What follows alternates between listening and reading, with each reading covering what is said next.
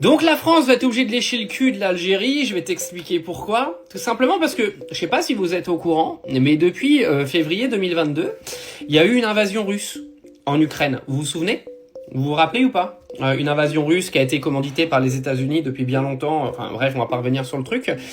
Mais il y a un gros problème, c'est que Bruno Retailleau, il est rentré en guerre avec un pays, avec la petite étoile rouge que vous voyez derrière moi, avec lequel la France va avoir une dépendance encore plus importante dans les mois et les années à venir. Vous savez pourquoi ? Parce que pour ceux qui n'ont pas suivi, il y a eu une guerre économique qui s'est mise en place avec entre les pays de l'Union européenne et la Russie, avec des sanctions de partout sur les exportations d'hydrocarbures venant de Russie, comme le pétrole, etc. etc.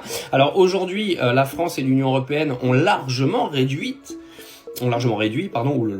leurs importations, par exemple, de pétrole venant de Russie, mais il y a encore un hydrocarbure qui est très compliqué à diminuer, par le fait que Gazprom est un des fournisseurs officiels de l'Union européenne, c'est le gaz.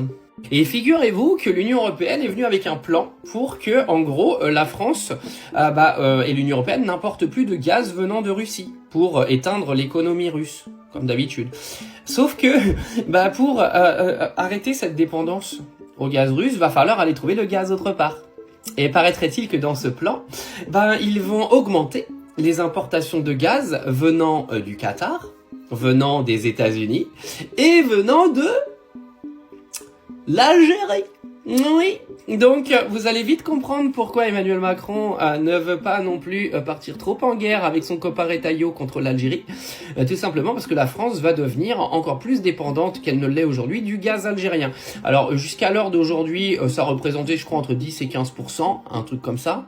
Demain, je sais pas ça va être combien, mais en arrêtant d'importer du gaz de Russie, je peux vous dire que l'Algérie va continuer de faire ses recettes avec l'Union européenne et les gouvernements français. Donc Retailleau, juste un petit message avant que tu fasses tout et n'importe quoi, n'oublie pas que l'Algérie aujourd'hui a des pouvoirs pour nous faire chanter, que nous n'avons pas, parce que t'as beau nous parler de tes accords de 68, etc. L'Algérie aujourd'hui a beaucoup plus d'armes dans ses mains que la France pour aller au négo. D'accord ? Et demain, quand la France va arrêter d'importer du gaz russe et qu'il va falloir augmenter largement les importations depuis l'Algérie, faudra pas venir faire trop chier l'Algérie, tu vois. Parce que sinon, je sais pas où tu vas aller récupérer ton gaz, mon ami. Ouais, parce que quand t'es un petit peu dépendant des autres pays pour tes hydrocarbures, malheureusement, tu peux pas faire tout et n'importe quoi. Donc au fur et à mesure, vous allez comprendre pourquoi Emmanuel Macron, lui, avait pris un petit peu ses distances avec Bruno Retailleau sur ce conflit avec Tebboune. Simplement parce qu'il y a beaucoup trop d'intérêts économiques derrière.